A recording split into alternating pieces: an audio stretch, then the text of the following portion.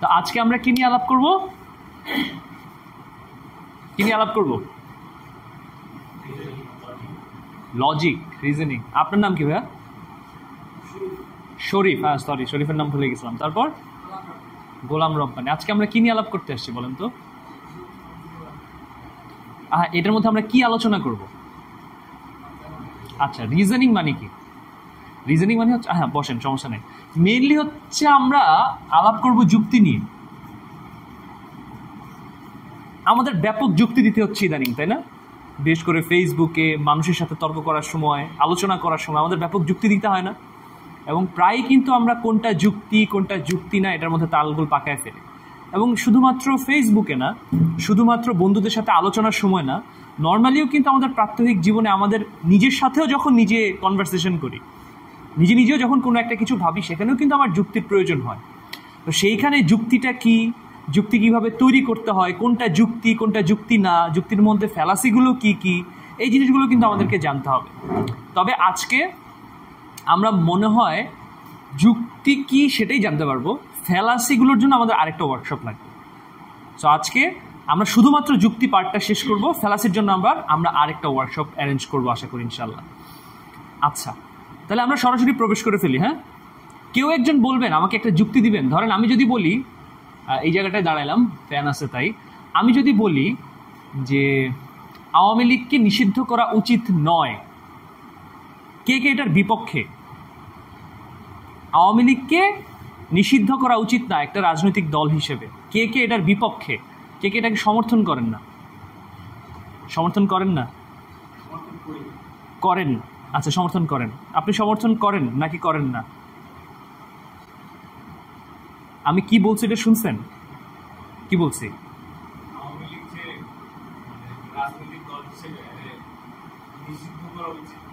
হ্যাঁ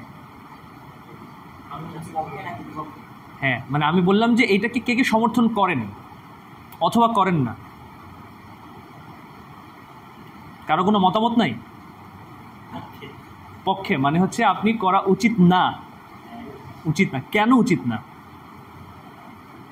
একটা যুক্তি দেন।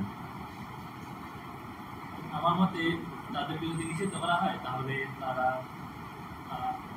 তাদের সব অ্যাক্টিভিটি তারা আন্দোলনে নিয়ে যাবে, যেটা আর আমাদের জন্য রিস্ক হয়ে যাবে। ওকে, ঠিক আছে, এটা একটা। আর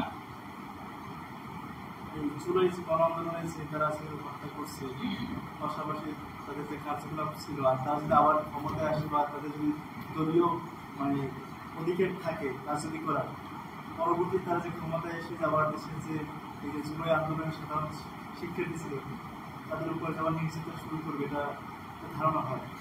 এই প্রেক্ষাপটে আমি বলতেছি এই জন্য নিষিদ্ধ করা উচিত। আর তুমি বলছিলা উচিত না। আচ্ছা, আর কেউ? কেন?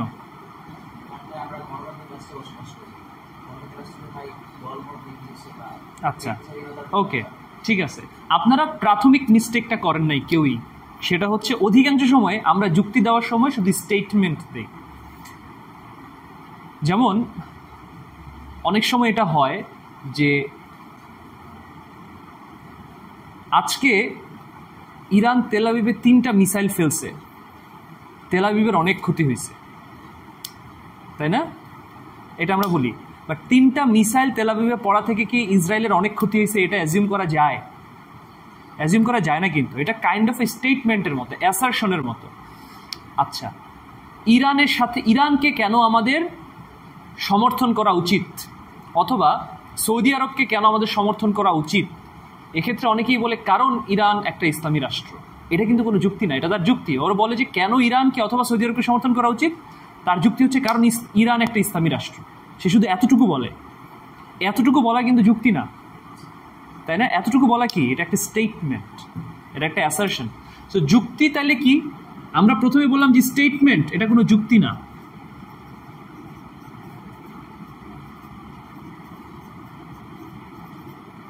ঠিক আছে, স্টেটমেন্ট কোনো যুক্তি না, অথবা অ্যাসারশন। আমি একটা লাইন বললাম, এটা কোনো যুক্তি না। তাহলে যুক্তি কি? কিভাবে যুক্তি তৈরি হয়? কি থাকলে আমি একটা কথাকে যুক্তি বলতে পারি? কেউ বলতে পারবেন কি থাকলে আমি একটা কথাকে যুক্তি বলতে পারি? আচ্ছা, দুইটা জিনিস থাকতে হয়, একটা হচ্ছে প্রিমাইজ থাকতে হয়, একটা প্রিমাইজেস থাকতে হয় অ্যাকচুয়ালি, আর আরেকটা হচ্ছে কনক্লুশন থাকতে হয়। ঠিক আছে, প্রিমাইজ অ্যান্ড কনক্লুশন, এটার মানে কি? প্রিমাইজ অ্যান্ড কনক্লুশন এই কথাটার মানে কি আমরা একটু বোঝার চেষ্টা করি। ধরেন আমি বললাম যে সকল, আচ্ছা না লিখলে সময় যাবে, আমি বললাম যে সকল মানুষ মরণশীল, জোনাক একজন মানুষ, সুতরাং জোনাক মরণশীল, তাই না? এইটা একটা যুক্তি হয়েছে, কারণ এখানের মধ্যে একটা প্রিমাইজ আছে আর কিছু কনক্লুশন আছে। তাহলে প্রিমাইজ অংশ কোনটা, কনক্লুশন অংশ কোনটা? কনক্লুশন হচ্ছে জোনাক মরণশীল, এটা হচ্ছে আমার কনক্লুশন, এটা সিদ্ধান্ত, এই চিন্তাটাতে আমি এসেছি, এই জায়গাটাতে এসে আমি উপনীত হয়েছি। আর প্রিমাইজ পার্ট কোনটা? প্রিমাইজ পার্ট হচ্ছে সেটা কনক্লুশনটাকে ড্র করার জন্য, কনক্লুশনে আসার জন্য আপনি উপরে ইন্টারকানেক্টেড যে বাক্যদ্বয় ব্যবহার করছেন, সকল মানুষ মরণশীল, জোনাক একজন মানুষ, সুতরাং জোনাক মরণশীল, এই উপরের দুইটা বাক্য হচ্ছে প্রিমাইজ। তার মানে সকল মানুষ মরণশীল, আর হচ্ছে জোনাক একজন মানুষ, তাহলে কি, সুতরাং জোনাক মরণশীল। এই পুরো কথাটা একটা যুক্তি, শুধুমাত্র এতটুকু যুক্তি না, জোনাক মরণশীল এটা যুক্তি না, কারণ এইটা হয়তো শুধুমাত্র একটি স্টেটমেন্ট, এই যে আমরা পড়ছি না স্টেটমেন্ট অ্যাসারশন, এতটুকু হয়তো শুধুমাত্র স্টেটমেন্ট জোনাক মরণশীল, কিন্তু যুক্তি কি? প্রিমাইজেস। দেখেন সকল মানুষ মরণশীল, এটা সত্য, জোনাক একজন মানুষ, তার মানে এ ইজ ইকুয়াল টু বি। আচ্ছা, তাহলে এখানে কি এ হচ্ছে সকল মানুষ, তাই না? বি কি? মরণশীল, তাই তো? তাহলে এখন এরপরে আমরা বলছি কি, সি নতুন আরেকটা, সে কে? জোনাক। সি ইজ ইকুয়াল টু এ, সে হচ্ছে মানুষের মধ্যে পড়ে, তাই না? এই যে মানুষ, তার মানে ম্যাথমেটিক্যালি আমরা বুঝতে পারি C is equal to A is equal to যেহেতু সি এবং এ ইজ ইকুয়াল টু যেহেতু বি, তার মানে আমরা C is equal to B বলতে পারি, তাই না? তাহলে সি কে? জোনাক, আর বি কে? মরণশীল, তার মানে C is equal to B মানে জোনাক মরণশীল। যখন আপনার এরকম ইন্টারকানেক্টেড শব্দগুচ্ছ বা বাক্যগুচ্ছ একত্রিত হয়ে আপনি কোনো একটা কনক্লুশনে আসেন, এটা যুক্তি হয়ে ওঠে। আপনাদেরকে আরেকটা উদাহরণ দেই, মোছার মতো কিছু আছে, কোনো ইয়ে হইলেই চলবে, টিস্যু হইলেই চলবে। আচ্ছা, এইবার প্রিমাইজ কনক্লুশনকে আমরা আরেকভাবে বোঝার চেষ্টা করি, এতটুকু কি মুছে ফেলবো না? মুছে ফেলি। এবার প্রিমাইজ কনক্লুশনকে আমরা আরেকভাবে বোঝার চেষ্টা করি। ধরেন আমি বললাম যে আওয়ামী লীগের, বাংলাদেশ আওয়ামী লীগ লিখলাম, হ্যাঁ, বাংলাদেশ আওয়ামী লীগ, সরি এটা লেখা ঠিক হবে না, আমি এটা লিখি যে আওয়ামী মুজিব পরিবারের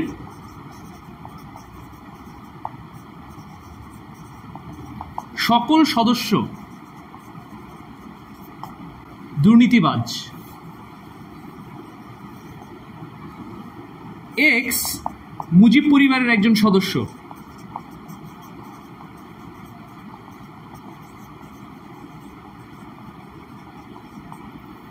সুতরাং আমরা এটা থেকে কি বলতে পারি? কেউ একজন বলতে পারবেন? এটা থেকে আমরা কি বলতে পারি বলেন তো? এক্স দুর্নীতিবাজ।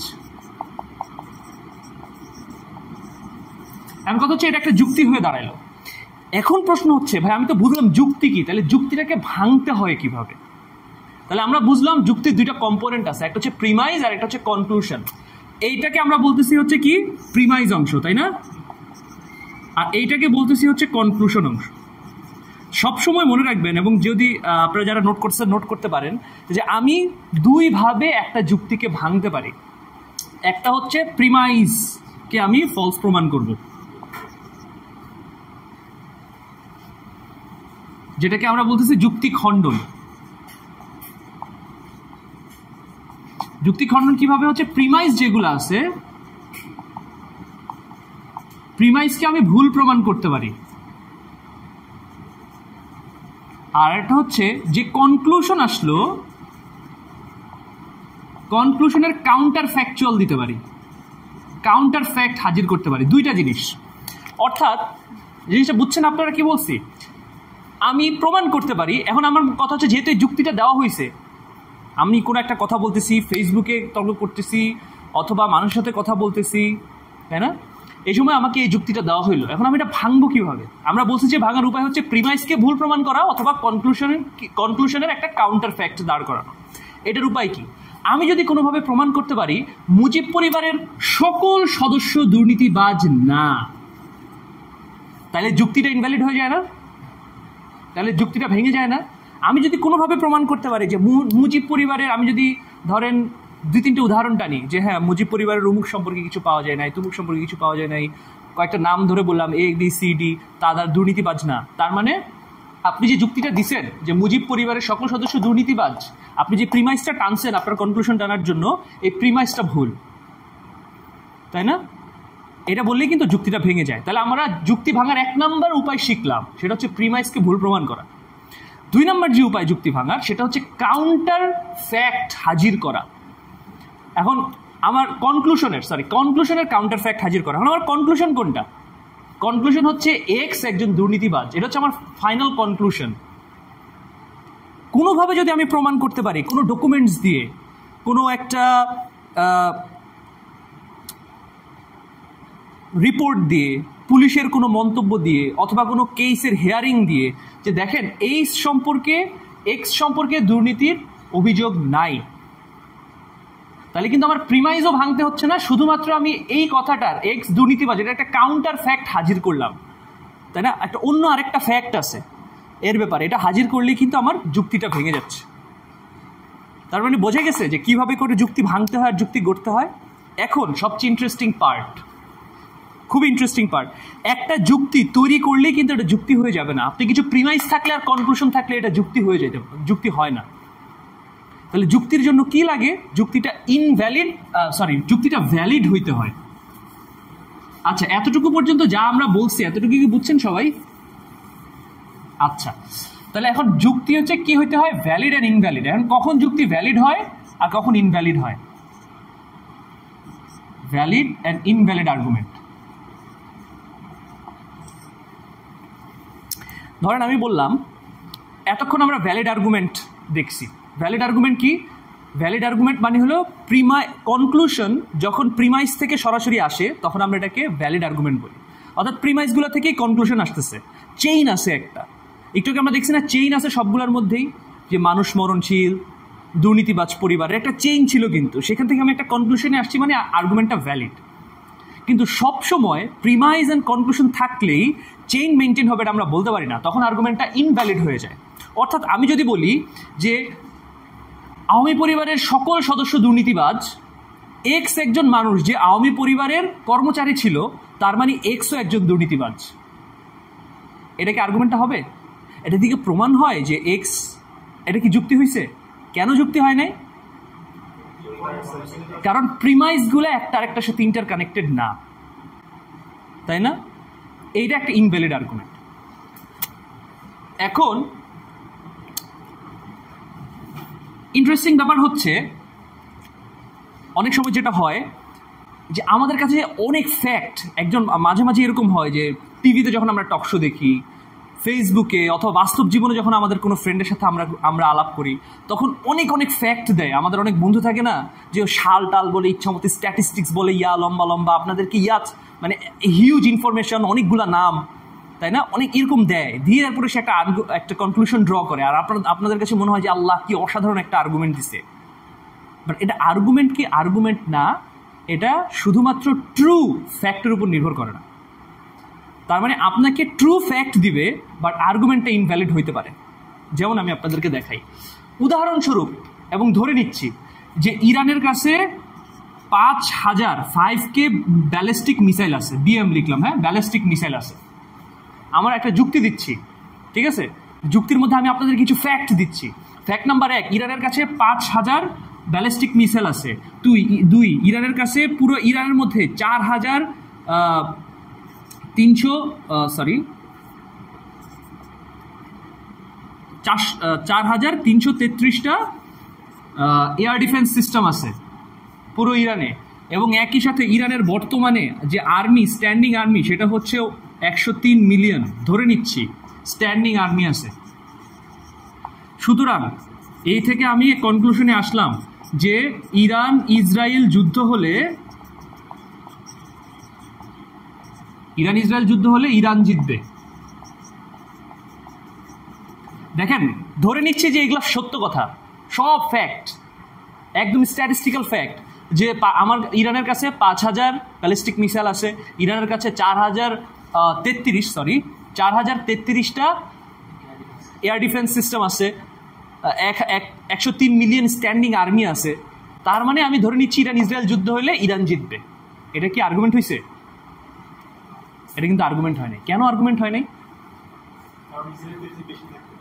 কারণ এইখানের প্রিমাইসগুলো ইন্টারকানেক্টেড না, এটা ইনভ্যালিড আর্গুমেন্ট। ইরানের জেতার নিয়ে এখানে কোনো কথা বলা আছে? প্রিমাইজের মধ্যে কিন্তু জেতা নিয়ে কোনো কথা নাই। এখানে ইরান সম্পর্কে অনেকগুলো পজিটিভ ইনফরমেশন দেওয়া আছে, বাট কিভাবে এটা উইনিং এর সাথে কানেক্টেড এই নিয়ে কোনো প্রিমাইজ এখানে নাই, প্রিমাইজ সেকশনে নাই। তার মানে অনেক সময় দেখবেন ফেসবুকে এরকম অনেকে লিখে, এবং টকশোতে এরকম অনেক মানুষ আসছে যারা একটার পর একটা ফ্যাক্ট দিতে থাকে, সাল বলতে থাকে, মানুষের নাম বলতে থাকে, স্ট্যাটিস্টিক্স বলতে থাকে, এবং শেষে একটা কনক্লুশন ড্র করে, এবং আমাদের কাছে মনে হয় আল্লাহ কি অসাধারণ যুক্তি দিছে। বাট এটা ইনভ্যালিড আর্গুমেন্ট হতে পারে, যদিও প্রিমাইজের মধ্যে শেষ সত্য কথা বলছে। এই জায়গায় ইন্টারেস্টিং একটা ব্যাপার আছে, এখন আমরা এই জায়গাটাতে যাব।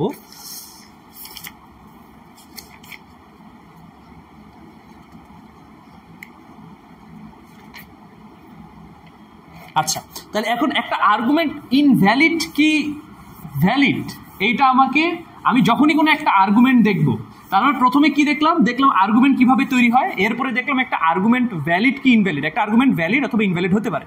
তাহলে যখনই আমরা কোনো আর্গুমেন্টের সম্মুখীন হইলাম, আমার একটা ফ্রেন্ড আমাকে একটা আর্গুমেন্ট দিল, অথবা ফেসবুকে কারোর সাথে কথা বলতে গিয়ে একটা আর্গুমেন্ট দেখলাম, অথবা টকশোতে কথা বলতেছি কেউ একজন একটা আর্গুমেন্ট দিল, তাহলে আমার ফার্স্ট কাজ কি হবে? আর্গুমেন্টের ভ্যালিডিটি চেক করা। তাহলে আর্গুমেন্টটা ভ্যালিড কি ইনভ্যালিড। এখন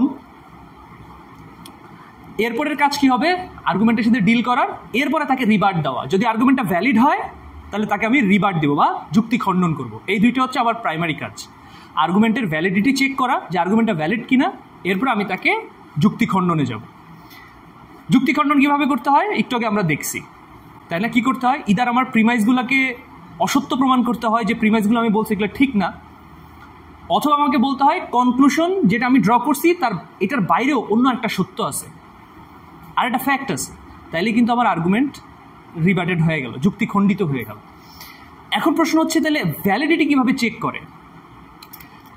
ভ্যালিডিটি চেক করার, ভ্যালিড কি ইনভ্যালিড চেক করার আপাত দৃষ্টিতে এখন মনে হচ্ছে না যে দুইটা উপায়, সেটা হচ্ছে ইনফরমেশনগুলো ট্রু কি ট্রু না এটা দেখা,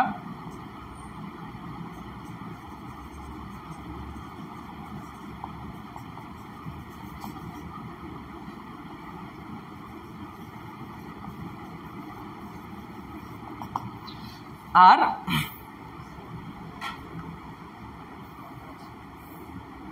আচ্ছা, আর আরেকটা কি? আরেকটা হলো কনক্লুশন, প্রিমাইস থেকে আসতেছে কিনা এটা দেখা।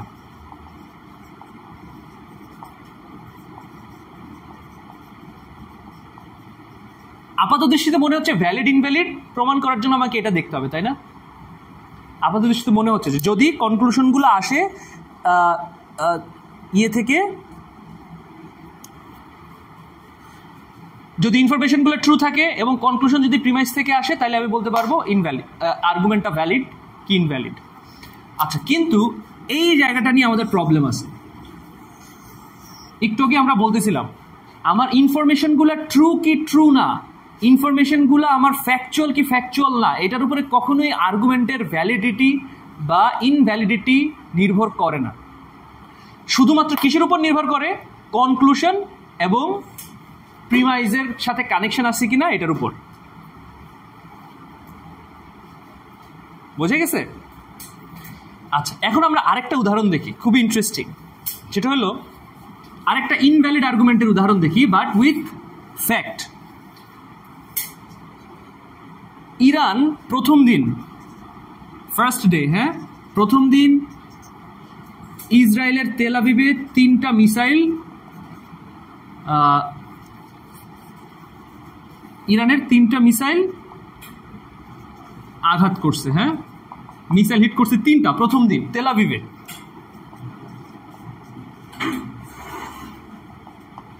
আচ্ছা, আমার কাছে মনে হয় এখন আর এটার প্রয়োজন নাই, এখন আর এটার প্রয়োজন নাই, আমরা যে ওখানে যেটা হচ্ছে এটাই না। আচ্ছা, দ্বিতীয় দিন আমরা একটা ফ্যাক্ট দিলাম, দ্বিতীয় দিন এসে পড়ছে 10টা মিসাইল হিট করছে তেল আবিবে, এবং তৃতীয় দিন 12টা মিসাইল হিট করছে তেল আবিবে। এবং এটা থেকে আমি সুতরাং কনক্লুশনে আসলাম যে ইরানের হামলায় ইরান ধ্বংস হয়ে গেছে। 12তম দিন আমি লিখলাম, আপনি যদি নিউজগুলো দেখেন, বিবিসি অথবা CNN এর রিপোর্ট, তাহলে দেখবেন যে ওরা সবসময় এইভাবে বলতো যে 12 মিসাইল হিট at the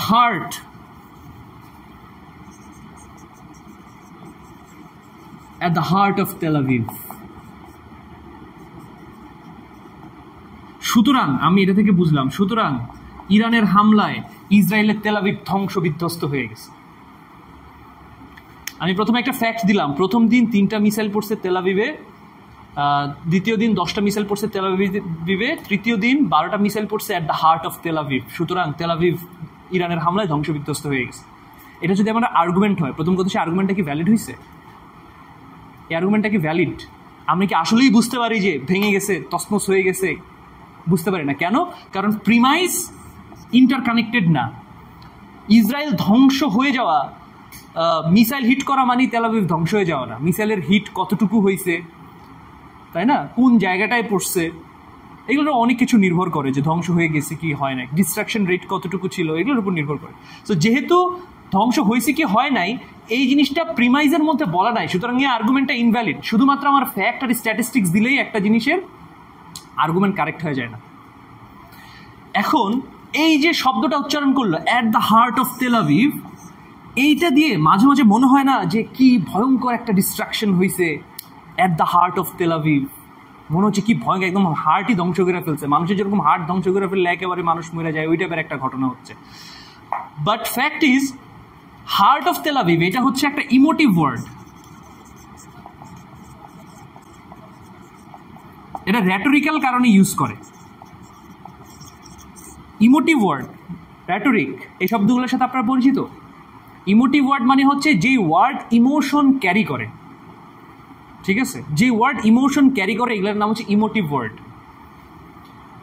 তো আর্গুমেন্টেশনের সময় অনেক ক্ষেত্রে যারা বাজে আর্গুমেন্ট দেয়, যারা আপনার আর্গুমেন্টের থেকেও র্যাটোরিক দিয়ে, ডেমাগোগারি দিয়ে মানুষের কাছে উইন করতে চায়, তারা এই ইমোটিভ ওয়ার্ডের ইউজ অনেক বেশি করে। যেমন যখন হামাস ইসরায়েলে অ্যাটাক করে তখন দেখবেন পিয়ার্স মর্গান বলে হিনিয়াস অ্যাটাক। এই যে হিনিয়াস শব্দটা, হামাস যখন ইসরায়েলে অ্যাটাক করে, হিনিয়াস অ্যাটাক, ওইটা হয় হিনিয়াস অ্যাটাক। এটা একটা ইমোটিভ ওয়ার্ড। হিনিয়াস শব্দটার মধ্যে একটা ইমোশন আছে, একটা নেগেটিভ ইমোশন আছে। কিন্তু ইসরায়েল যখন আবার গাজা অ্যাটাক করে তখন তাদের পার্ট থেকে, পিয়ার্স মর্গানের পার্ট থেকে হয় ডেথ। ডেথ হচ্ছে আবার ইমোশন নিউট্রাল ওয়ার্ড, এর মধ্যে কোনো ইমোশন নাই, এটা একটা টেকনিক্যাল ওয়ার্ডের মতো মনে হয়, একটা মেডিকেল টার্মিনোলজির মতো মনে হয়, তাই না? ডেথ। সো এটার মধ্যে কিন্তু ইমোশন নাই। সো অনেক সময় অনেক আর্গুমেন্ট প্রদানকারী আর্গুমেন্ট করতেছে আপনার সাথে উইথ ইমোটিভ ওয়ার্ডস, এবং ইমোটিভ ওয়ার্ডস সবসময় আর্গুমেন্টের জন্য ব্যাড। ইমোটিভ ওয়ার্ডস দেখলেই কখনো একটা কথাকে লজিক্যাল মনে করবেন না, এটা অধিকাংশ সময় র্যাটোরিক্যাল কারণে ব্যবহার করে। তো সবসময় আপনি খেয়াল করবেন কি আর্গুমেন্টটা ভ্যালিড কিনা, এটা সবার আগে দেখতে হবে। ইমোটিভ ওয়ার্ডস ব্যবহার করলেই একটা কনক্লুশন ট্রু হয়ে যায় না। বাট অনেক সময় এটা মনে হইতে পারে যেহেতু এখানে একটা ইমোটিভ ওয়ার্ড আছে, আপনার মধ্যে একটা ইমোশন ক্রিয়েট করছে, অনেক সময় আমরা ওই ইমোটিভ ওয়ার্ডের কারণে চিন্তা ভাবনা না করে আমরা মনে করি আর্গুমেন্টটা মনে হয় কারেক্ট। বোঝা গেছে? So emotive word argument create করার সময় and at the same time argument validity check করার সময় এই জিনিসগুলো ইমোটিভ ওয়ার্ড সবসময় পড়বেন না, অথবা এটাকে মাথায় রাখবেন না। সবসময় দেখবেন যে প্রিমাইজ অ্যান্ড কনক্লুশন মিলতেছে কিনা, প্রিমাইজ অ্যান্ড কনক্লুশন মিলতেছে কিনা। আচ্ছা, এই গেল। এখন আমরা একটা জিনিস পড়ব বা দেখব, সরি, সেটা হলো ট্রুথ অ্যান্ড লজিক। সত্য এবং যুক্তির মধ্যে পার্থক্য আছে কিনা, বা যুক্তি দিয়ে আসলে সত্যতে আসা যায় কিনা, যুক্তির সাথে সত্যের সম্পর্ক অথবা পার্থক্য কতটুকু। একটু আগে আমরা, আচ্ছা এতক্ষণ পর্যন্ত আমরা কি দেখলাম একটু রিক্যাপ করি। আমরা প্রথমে দেখলাম যে একটা যুক্তি অ্যাসারশন অথবা স্টেটমেন্ট কোনো যুক্তি না। তাহলে যুক্তি দিলে কি লাগবে, কেউ একজন বলেন তো, কেউ একজন বলেন। প্রিমাইজ অ্যান্ড কনক্লুশন লাগবে। প্রিমাইজ কি জিনিস?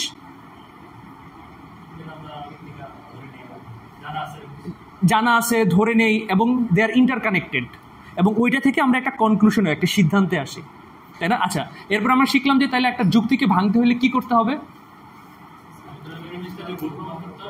দুইটা কাজ করতে হবে, রাইট? কি কি করতে হবে?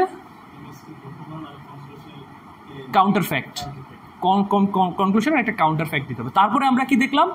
আর্গুমেন্ট ভ্যালিড অথবা ইনভ্যালিড হইতে পারে, তাই না? আচ্ছা, কখন ভ্যালিড হবে? যদি প্রিমাইজ অ্যান্ড কনক্লুশন সেম হয়, বা এটার মধ্যে যদি একটা কোহেরেন্স থাকে। আর যদি আর ইনভ্যালিড কখন হবে? যদি প্রিমাইজ এবং কনক্লুশন কোহেরেন্ট না হয়। আচ্ছা, এরপর আরেকটা ইম্পর্টেন্ট জিনিস দেখছি, সেটা হচ্ছে অনেক ট্রু ইনফরমেশন ডাজেন্ট নেসেসারিলি মিন যে আর্গুমেন্টটা ভ্যালিড হবে। অনেক ট্রু ইনফরমেশন একদম ফ্যাক্ট দিচ্ছে, তার মানে এই না যে আর্গুমেন্টটা ভ্যালিড হবে। এখন আমরা দেখব কয়েকটা ইম্পর্টেন্ট জিনিস, সেটা হচ্ছে ভ্যালিড আর্গুমেন্ট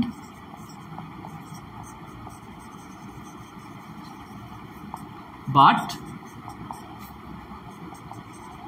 ফলস অথবা আনএক্সেপ্টেবল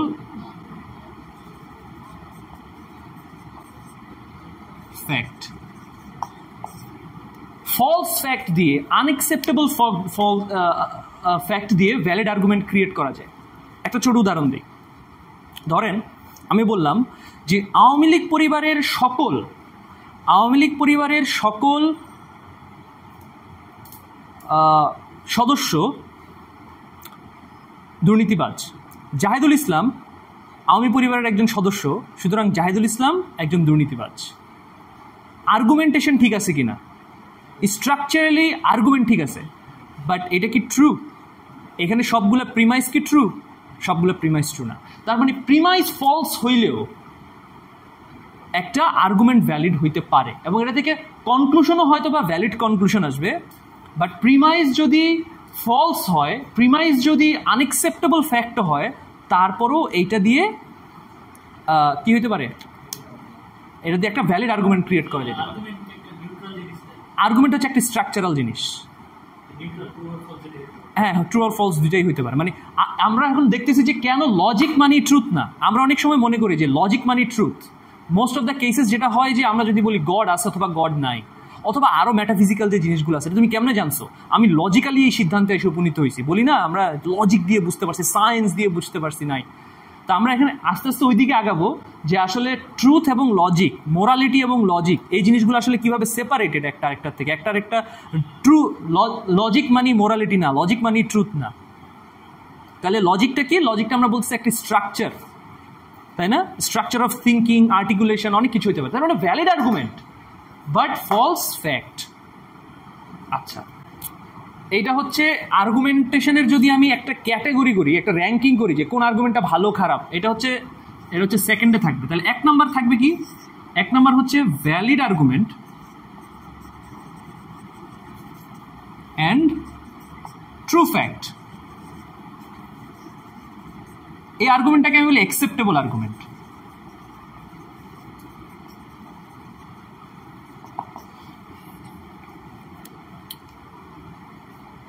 তারপরে আপনাকে একটা ভ্যালিড আর্গুমেন্ট, একটা ফলস প্রিমাইজ দিয়ে আপনাকে একটা ভ্যালিড আর্গুমেন্ট দিল, আপনি এটাকে বললেন যে আর্গুমেন্টটা ভ্যালিড বাট এটা অ্যাকসেপ্টেবল না, কনক্লুশন অ্যাকসেপ্টেবল না, বা এটা ফলস।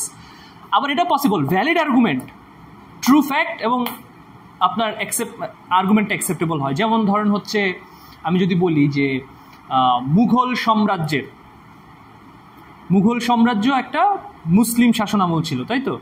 সুতরাং এক্স হচ্ছে মুঘল সাম্রাজ্যের একজন শাসক, সুতরাং এটা থেকে আমি কনক্লুড করলাম কি এক্স হচ্ছে একটা মুসলিম শাসক। তাহলে এটা ভ্যালিড আর্গুমেন্ট। এবং এটা ট্রু এবং ফ্যাক্টের উপর ভিত্তি করে আসছে আর্গুমেন্টটা, তার মানে ভ্যালিড আর্গুমেন্ট বা ট্রু ফ্যাক্ট। আচ্ছা, এইবার আমরা যাব 3 নাম্বার, মানে র্যাঙ্কিং করতেছি কিন্তু আমি, এটা হচ্ছে সবচেয়ে বেস্ট আর্গুমেন্ট, এটা হচ্ছে সেকেন্ড বেস্ট, আর এখান থেকে ওয়ার্স্ট শুরু হয়েছে। এখন থার্ড আর্গুমেন্ট হচ্ছে ইনভ্যালিড আর্গুমেন্ট।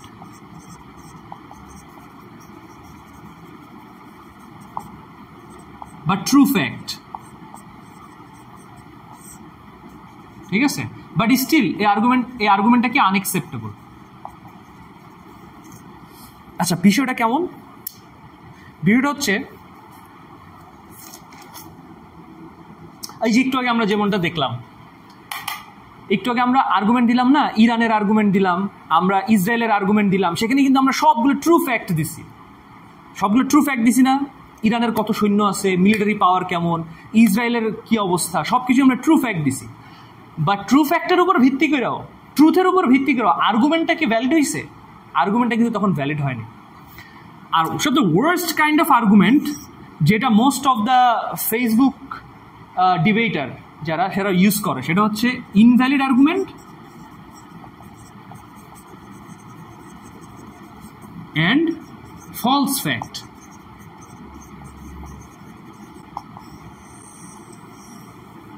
বোঝা গেছে? যে আর্গুমেন্টটাও ইনভ্যালিড, ফ্যাক্ট যেটা ব্যবহার করছে এটাও ফলস। বুঝছেন? এটা হওয়া পসিবল, তাই না? আমরা বুঝতে পারি যে ধরেন কেউ একজন আপনাকে বাংলাদেশ গভর্নমেন্ট সম্পর্কে 2-3টা ভুল তথ্য দিয়ে একটা ইনভ্যালিড আর্গুমেন্ট দিল। মোস্ট অফ দ্য কেসেস আমরা যখন খুব প্যাশনেটলি ডিবেট করি ফেসবুকে বিশেষ করে, তখন আমরা অধিকাংশ সময় ইনভ্যালিড আর্গুমেন্ট দিই এবং ফলস ফ্যাক্ট দিই, নিজের মতো করে একটা ফ্যাক্ট বানিয়ে দিই, নিজের অনুমান নির্ভর একটা কিছু বানিয়ে আমরা দিয়ে দিই। সো এই হচ্ছে আর্গুমেন্টের, আমি যদি বলি 4টা স্তর, আর সবচেয়ে বেস্ট স্তর হচ্ছে এইটা, valid argument with true fact. এখন কেন আমরা বলতেছি যে লজিক মানি ট্রুথ না? কারণ দেখেন যে এইটাও একটা লজিক, তাই না? এটাও একটা লজিক, বাট আমরা কোত্থেকে আসলাম? ফলস থেকে আসলাম, তার মানে এখানে ফলস উপাদান আছে। এইটাও একটা লজিক, আমরা কই থেকে আসলাম?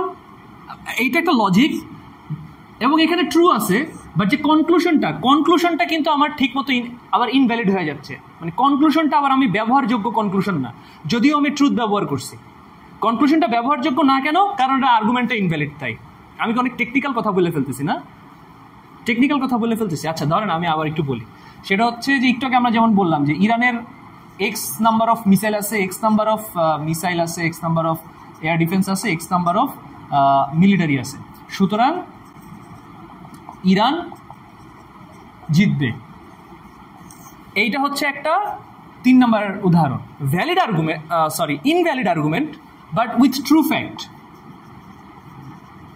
আর্গুমেন্টটা ইনভ্যালিড। এখন এই ট্রু ফ্যাক্ট হওয়ার পরেও, আর্গুমেন্ট ইনভ্যালিড হওয়ার পরেও আমি কি আর্গুমেন্টের উপর বিশ্বাস রাখতে পারতেছি? বিশ্বাস রাখতে পারতেছি না। আর্গুমেন্টটাকে আমি ট্রু বলতে পারতেছি? কনক্লুশনটাকে কি আমি ট্রু বলতে পারতেছি? ট্রু বলতে পারতেছি না। ফোর্থ, ইনভ্যালিড আর্গুমেন্ট এবং ফলস ফ্যাক্ট। এখানে যদি কোনো একটা ফ্যাক্ট আমি ফলস দেই, তাহলে একে তো এটা হইলো ফলস ফ্যাক্ট, আবার এটা কি হইলো? Invalid argument. শুধুমাত্র এই ক্ষেত্রেই ট্রুথ এবং লজিকের একটা সম্পর্ক নির্মাণ করা যায়। কিন্তু সব লজিক কি এই 1 নম্বর লজিক? সব লজিক তো 1 নম্বর লজিক না। এটাও একটা লজিক হতে পারে, এটাও একটা লজিক হতে পারে, এটাও একটা লজিক হতে পারে। পৃথিবীতে এই লজিকটা, valid argument and true fact, এইটা মেটাফিজিক্সে অনেক কম, ইভেন সায়েন্সের ক্ষেত্রেও অনেক কম, এটা খুবই রেয়ার। আর এই জিনিসগুলো আমরা অনেক বেশি ব্যবহার করি, অধিকাংশ ক্ষেত্রেই ব্যবহার করি। সো আমাদেরকে আইডেন্টিফাই করতে হবে যে valid argument and true fact এইটা আসলে কেমনে দেওয়া যায়, এটা কেমনে আইডেন্টিফাই করা যায় এবং এটার মেকানিজমটা কি, তাই না? আচ্ছা, এই পর্যন্ত কি মোটামুটি সবাই বুঝছেন তো, না? বোঝা গেছে তো সব কিছুই?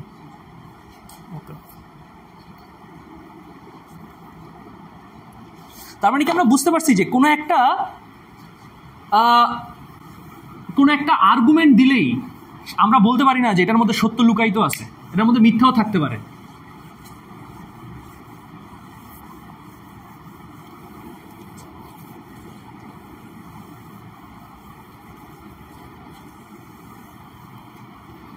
এইবার আমরা আসি মোরালিটির প্রশ্ন।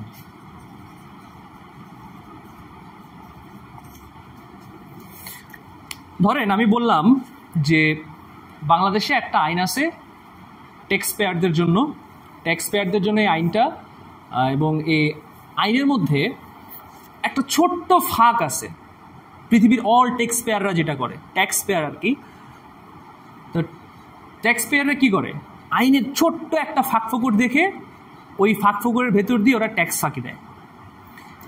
এখন আমাকে বলেন তো যে আপনি একজন ব্যবসায়ী, আপনার মেইন টার্গেট কি? আপনার মেইন টার্গেট হচ্ছে মুনাফা বৃদ্ধি করা। কিভাবে পারা যায়? ট্যাক্স ফাঁকি দেওয়া। এখন আপনি আইনের একটা ফাঁক ফোকর পাইলেন, বাইর করে ওটা দিয়ে হচ্ছে আপনি একটা ট্যাক্স ফাঁকি দিলেন, বিরাট অ্যামাউন্টের ট্যাক্স ফাঁকি দিলেন। এটা কি লজিক্যাল? আপনার এই অ্যাকশনটা কি লজিক্যাল ছিল? কেন লজিক্যাল ছিল না? অবশ্যই এটা লজিক্যাল ছিল। লজিক্যাল তো অবশ্যই, তাই না? এটা লজিক্যাল। কারণ কি? কারণ আমি আইন ভাঙি নাই, আমার মুনাফা প্রফিট আসতেছে। But is it moral? এটা মোরাল না, তাই না? তার মানে আমার কোনো একটা কাজ logical, that doesn't prove its morality, right? Okay, এবার আসেন ট্রুথের ক্ষেত্রে। আরেকটা উদাহরণ, এরকম একটা প্র্যাকটিক্যাল উদাহরণ। সেটা হলো, ধরেন আপনার বাবা বাইরে গেছিল এক গাদা টাকা নিয়ে, এক বান্ডিল টাকা নিয়ে। হঠাৎ করে সে বাসায় খুব দুর্বল অবস্থায় হন্তদন্ত হয়ে ফিরে আসছে। আপনি দেখলেন তার সারা গায়ের মধ্যে কি রক্ত মাখা। আপনি চেক করে দেখলেন বাবার পকেটের টাকা নাই, বাবা খুবই বিধ্বস্ত অবস্থায় আসছে। এই সিনারিওতে আপনার বাবা হঠাৎ করে বাসায় এসে ঘুরে পড়ে গেছে। এই সিনারিওতে আপনার লজিক্যাল অ্যাজাম্পশন কি বলে? হ্যাঁ, ছিনতাই হয়েছে, রাইট? ছিনতাই হয়েছে, ছিনতাইকারী আপনার বাবাকে স্ট্যাপ করে চলে গেছে। এবং এটা খুবই লজিক্যাল, আপনার কাছে এভিডেন্স আছে, আপনি প্রিমাইস দিতে পারতেছেন। প্রিমাইস কি? যেহেতু বাবার রক্ত মাখা শার্ট, যেহেতু পকেটে টাকা নাই, যেহেতু দুর্বলতার কারণে ঘুরে পড়ে গেছে, সেহেতু সুতরাং আমি বলতে পারছি যে বাবার ছিনতাই হয়েছে। লজিক্যাল। বাট এটা লজিক্যাল মানে কি এটা যে আপনার বাবা আসলেই ছিনতাই হয়েছে? এটা কি অ্যাকচুয়ালি কি ঘটছে এটা কি রিপ্রেজেন্ট করতেছে? But isn't it logical? Isn't it valid logic? এটা তো ভ্যালিড লজিক, এটা ইনভ্যালিড লজিক না, তাই না? হইতে পারে এরকম যে আপনার বাবা অনেক মহানুভব একজন মানুষ, সে রাস্তা দিয়ে যাচ্ছিল, একটা মানুষ অ্যাক্সিডেন্ট করছে, সে ওই অ্যাক্সিডেন্ট করা মানুষটাকে সাথে করে নিয়ে মানে কোলে করে নিয়ে হসপিটালে গেছে, এবং ওই লোকটা খুবই গরিব ছিল বলে সে পকেটে সব টাকা ওই লোকটার কাছে দিয়ে আসছে। অ্যান্ড সে খুব দুর্বল হয়ে গেছিল, এবং সে আসলে ওই রক্ত টক্ত সব কিছু দেখে রুমের মধ্যে এসে দুর্বলতার কারণে অজ্ঞান হয়ে গেছে। এটা হওয়া পসিবল না? এটা হওয়া তো পসিবল। বাট যতক্ষণ পর্যন্ত না আমি অ্যাজ আ পার্সন ওই ঘটনাটার মধ্যে না যাইতে পারতেছি, ততক্ষণ পর্যন্ত এটার আউটলুক অ্যান্ড সিম্পল সিমটম দেখে আমি যত কনক্লুশন টানি না কেন, দেয়ার ইজ চান্স যেটা সত্যের কাছাকাছি যাবে না। But even if it sounds logical, plausible, rational, বোঝা গেছে? তার মানে truth, logic, morality, they are different concepts. কোনো একটা জিনিস লজিক্যাল হওয়ার মানে এই না যে এখানে ট্রুথ আছে, কোনো একটা জিনিস লজিক্যাল হওয়ার মানে এই না, নট নেসেসারিলি থাকতে পারে, কিন্তু থাকবেই এটা বলা যায় না। কোনো একটা জিনিস লজিক্যাল, দ্যাট ডাজন্ট মিন এটা মোরাল। আমাদের এটাই করা উচিত। আমাদের অধিকাংশ ক্ষেত্রেই আমরা এই তিনটার মধ্যে গোলমাল পাকায় ফেলি। ঠিক আছে, বোঝা গেছে তো এই পর্যন্ত? Truth, logic and morality, valid and invalid argument, সব কিছু বুঝতে পারছি আশা করি।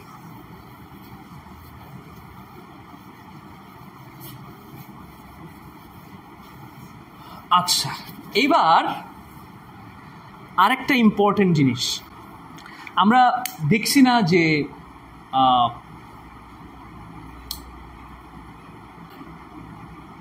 প্রথমে আমরা বলছি কি করাপশন, না?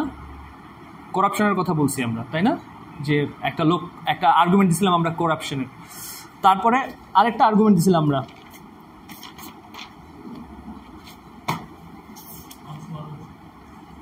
হ্যাঁ মানুষ মরণশীল। গুড, ঠিক আছে। আচ্ছা, কিন্তু দেখেন এই যে আর্গুমেন্টেশন, এই আর্গুমেন্টেশনকে ভাঙার জন্য আমরা কয়েকটা উপায় দেখাইছি। একটা হচ্ছে প্রিমাইসকে ভাঙা, তাই না? প্রিমাইজের যে ইনফরমেশন কাছেস, প্রিমাইজের যে ইনফরমেশন, এই ইনফরমেশনটাকে ভাঙা, যে না ইনফরমেশনটা আসলে এরকম না, এটাকে চ্যালেঞ্জ করা। আর আরেকটা উপায় কি দেখাইছিলাম, আরেকটা উপায় হচ্ছে কনক্লুশনের কাউন্টার ফ্যাক্টর। এবার আসেন সংজ্ঞা। কেন সংজ্ঞা এত বেশি জরুরি? কেন ডিবেটাররা খালি সংজ্ঞায়ন করে? কেন আমরা যখন কোনো রিসার্চ পেপার লিখতে যাই, অথবা নম চমস্কি আর ফুকোর যে বিতর্কটা 2 ঘন্টার ইউটিউবে আছে, তার মধ্যে 1 ঘন্টাই বা একটা লম্বা সময় কেন তারা শুধুমাত্র সংজ্ঞা এবং কনসেপ্ট বলতে তারা দুজনে কি বুঝাইতেছে এটার মধ্যে ব্যয় করছে? কারণ সংজ্ঞা ইজ ভেরি মাচ ইম্পর্টেন্ট। অধিকাংশ আর্গুমেন্ট ভ্যালিড হোক ইনভ্যালিড হোক, এটা অ্যাকসেপ্টেবল হয় না, অ্যাকসেপ্টেবল আর্গুমেন্ট হয় না, জাস্ট বিকজ সংজ্ঞা বা যে ওয়ার্ডগুলো তারা ব্যবহার করতেছে, যে টার্মগুলো তারা ব্যবহার করতেছে, এটার সাথে কোহেরেন্ট থাকে না তাদের প্রিমিসেসগুলো। আমি আপনাদেরকে জাস্ট ছোট একটা উদাহরণ দিই। যে একটু আগে আমরা বললাম না দুর্নীতি, এটা কি কোনো না, এটা কিন্তু আম না, আমের মতো নাউন না, এটা হচ্ছে এটা একটা ডেফিনেশন লাগে, তাই না? আম বলতে যেরকম আমরা সবাই বুঝি আম, দুর্নীতি বলতে ঠিক কি বোঝায়, কোথায় দুর্নীতির সীমানা শুরু এবং কোথায় শেষ, এটা কিন্তু নির্দিষ্ট না, এবং বিভিন্ন জায়গায় দুর্নীতির ডেফিনেশনের ডিফারেন্ট রকম হয়। তো আরেকটা গুরুত্বপূর্ণ বিষয় আর্গুমেন্টের ক্ষেত্রে, আর্গুমেন্ট ভাঙার ক্ষেত্রে, সেটা হচ্ছে সংজ্ঞা প্রদান করা এবং চ্যালেঞ্জ করা। আমি প্র্যাকটিক্যালিও দেখাবো, আগে একটু হাইপোথেটিক্যালি আসি। ধরেন দুর্নীতি, এরপর আমরা কি বলবো মর্টালিটি, মর্টাল না, আমরা দেখছি যে মানুষ মরণশীল। এখন একটা উপায় হলো যে আওয়ামী পরিবারের সকল সদস্য দুর্নীতিবাজ না, এটা প্রমাণ করা। আরেকটা উপায় হচ্ছে সংজ্ঞাটাকে চ্যালেঞ্জ করা, যে দুর্নীতি বলতে ঠিক আমরা কি বুঝতেছি, আপনি যেটাকে দুর্নীতি বলতেছেন সেটা আমার কাছে দুর্নীতি না, এটা প্রমাণ করা। তাইলে কিন্তু তার ক্লেইমটা আর ভ্যালিড থাকলো না, তাই না? আবার আপনারা মোরালিটির জন্য, যারা মোরালিটি নিয়ে পড়তে চান, লজিক নিয়ে বুঝতে চান, তারা একটা জিনিস একটা ঘটনা খুব ভালোভাবে পড়বেন। সেটা হচ্ছে ঘটনা, মুসা আলাইহিস সালামের সাথে একজনের ঘটনা। কিছু বলবা? খিজির আলাইহিস সালামের ঘটনা আর কি। খিজির আলাইহিস সালামের ঘটনাটা পড়বা। ধরো খিজির আলাইহিস সালামের ঘটনাটা কি ছিল? ওনার ঘটনা ছিল যে উনি একটা ছেলেকে মেরে ফেলছে। জানেন সবাই খিজিরের ঘটনা কি? একটা ছেলেকে মেরে ফেলছে, হত্যা করছে, একটা বাচ্চা ছেলেকে মেরে ফেলছে। আমাদের নর্মাল ভালো এবং খারাপের সেন্সে, ইভেন মুসা আলাইহিস সালামের নর্মাল ভালো এবং খারাপের সেন্সে ইট ওয়াজ ব্যাড। কিন্তু খিজিরের আর্গুমেন্ট কি ছিল? খিজিরের আর্গুমেন্ট ছিল সে একদম ব্যাড এই শব্দটারই রিডিফাইন করছে। সে বলছে এটা ব্যাড না, কারণ এটা বিগার কনসিকুয়েন্সে এটা তার ফ্যামিলির জন্য ভালো হচ্ছে। কারণ এই ছেলেটা বড় হয়ে খারাপ হইতো, তার পিতামাতার একমাত্র সন্তান, পিতামাতাও তার জন্য খারাপ থাকতো, 10টা মানুষও তার জন্য খারাপ থাকতো, সে হত্যাযোগ্য করতো। আমি তাকে হত্যা করছি, দ্যাট মিনস আমি একটা বিগার খারাপ জিনিসকে দমাইছি, দ্যাটস ওয়াই এটা ব্যাড না, এটা ভালো জিনিস। এরকম করে দুর্নীতিরও যে সংজ্ঞা, এই সংজ্ঞাটারও চ্যালেঞ্জ করতে পারেন। মর্টালিটির সংজ্ঞা, একজন মানুষ যে নর্মাল আমাদের মতো দৃশ্যমান জগতের মানুষ, তারা ভাববে যে মর্টাল মানে কি, সে মরে গেছে মানে মর্টাল, সকল মানুষ মরণশীল। তাহলে সকল মানুষ মরণশীল, আমি যদি আর্গুমেন্টটাকে ভাঙতে চাই, তাহলে আমাকে ওই মরণশীল শব্দটাকেই, এটা সংজ্ঞাটাকেই ডিনাই করতে হবে। তখন একজন ইসলামিস্ট আসবে, অথবা একজন রিলিজিয়াস মানুষ আসবে, আধ্যাত্মিক মানুষ আসবে, যে মানুষ আসলে কখনো মারা যায় না। মানুষ কি কখনো মারা যায়? রিলিজিয়াসলি মানুষ আসলে কখনো শেষ হয়ে যায় না। মানুষের আবার একটা দৃশ্যমান ফেজ থেকে সে পরবর্তী বা অ্যাকচুয়াল ডিভাইন ওয়ার্ল্ডে সে প্রবেশ করা, তার মানে মানুষ মারা যাচ্ছে না। তার মানে যদি ওই আর্গুমেন্টটাকে আমার ভাঙতে হয় যে মানুষ মরণশীল, জোনাক একজন মানুষ, যাই জোনাক মরণশীল, তাহলে আমি এটাকে ভাঙবো কীভাবে? সংজ্ঞায়নকে প্রশ্ন করে, নতুন একটা সংজ্ঞা দিয়ে। বোঝা গেছে? তখন কি হবে? তখন আর তার আগের যে আর্গুমেন্টটা সেটা ভ্যালিড হবে না। আরেকটা উদাহরণ দিই। কিছুদিন আগে জনি হ্যারিসের ভিডিও দেখেন আপনারা? জনি হ্যারিস কোরিয়া নিয়ে কয়েকটা ভিডিও বানাইছে, লাস্ট একটা ভিডিও রিলিজ দিছে। সেই ভিডিওতে সে অনেকগুলা জিনিস দেখাচ্ছে কোরিয়ার। কি কি দেখাচ্ছে? সে দেখাচ্ছে যে সে গুগল ম্যাপ থেকে সব কিছু দেখতেছে। সে দেখাচ্ছে গুগল ম্যাপের মধ্যে উপর থেকে দেখা যায় যে কোরিয়ার রাস্তাঘাটের মধ্যে কোনো মানুষ নাই, সব নির্জন একাকী। তারপর দেখাচ্ছে কোরিয়ার রাস্তাঘাটের মধ্যে কোনো প্রাইভেট কার নাই, সব পাবলিক বাস। তারপর দেখাচ্ছে যে কোরিয়ার মধ্যে খুব ইন্টারেস্টিং, অনেকগুলো সারি সারি ঘর করা, ঠিক আছে, খুব সাজানো স্ট্রাকচার্ড সারি সারি ঘর করা। সো সেটাকে এক্সপ্লেন করতেছে এইভাবে যে ইরিলি স্ট্রাকচার্ড, মানে খুব মানে এটা দেখে তার কাছে ভয় লাগতেছে, মানে অনেকগুলা ঘর এরকম ইরিলি সিমেট্রিক্যাল এরকম, হ্যাঁ, সুন্দর করে এভাবে সাজানো একটা জায়গায়। তো ও উপর থেকে দেখে বলতেছে যে এটা তার কাছে ইরিলি সিমেট্রিক্যাল, মানে এখানে খুব ভয়ঙ্কর রকম লাগতেছে তার কাছে, যে এত নিয়ম কানুন স্ট্রাকচার এরকম ভয়ঙ্কর লাগতেছে। এবং সে এগুলো বলে ডেলা শেষে যে কনক্লুশনটা ড্র করলো সেটা হচ্ছে north Korea is a bad country. কি বললো যে ব্যাড কান্ট্রি। এখন তার এই প্রিমাইসগুলোরে যদি আমি ভাঙতে যাই, যদিও ওটা একটা ইনভ্যালিড আর্গুমেন্ট, কারণ রাস্তাঘাটে মানুষ না থাকা, কারো প্রাইভেট কার না থাকা এবং এরকম স্ট্রাকচার্ড ঘরবাড়ি থাকা, এটা একটা রাষ্ট্রকে কিভাবে ব্যাড করে এইটা জনি হ্যারি এক্সপ্লেন করে না। সো আর্গুমেন্ট আসলে ইনভ্যালিড, বাট ধরে নিচ্ছে এটা একটা ভ্যালিড আর্গুমেন্ট। তারপর আমি কিভাবে এটাকে ডিল করব? Questioning the definition of bad country. আপনার কাছে ব্যাড কান্ট্রি বলতে ঠিক কী? ব্যাড কান্ট্রির সংজ্ঞা কী? যে কারণে আপনি যে ক্যারেক্টারিস্টিক্সগুলো বললেন নর্থ কোরিয়ার, সেই জিনিসগুলোকে আপনি ব্যাড কান্ট্রি, নর্থ কোরিয়াকে এই ক্যারেক্টারিস্টিক্সগুলোর উপর ভিত্তি করে ব্যাড কান্ট্রির মধ্যে ফেলতেছেন। তার মানে সংজ্ঞায়ন খুবই নেসেসারি। আরেকটা খুব ইম্পর্টেন্ট ব্যাপার যেটা আমরা প্রায়ই করি এবং এইটা খুবই কমন এবং খুবই ডিবেটেবল একটা জিনিস, সেটা হচ্ছে মিসোজিনি।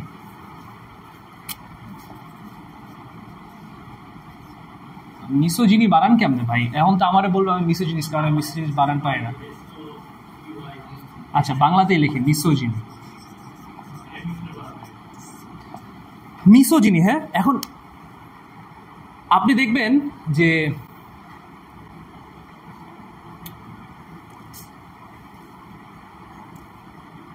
আপনি যদি বলেন যে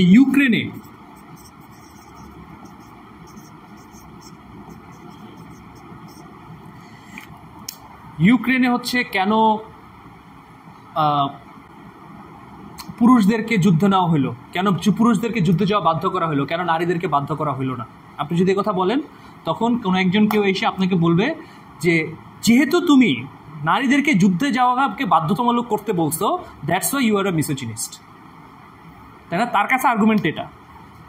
আচ্ছা, আরও কিছু আর্গুমেন্ট আছে। আরও কিছু আর্গুমেন্ট কি হইতে পারে?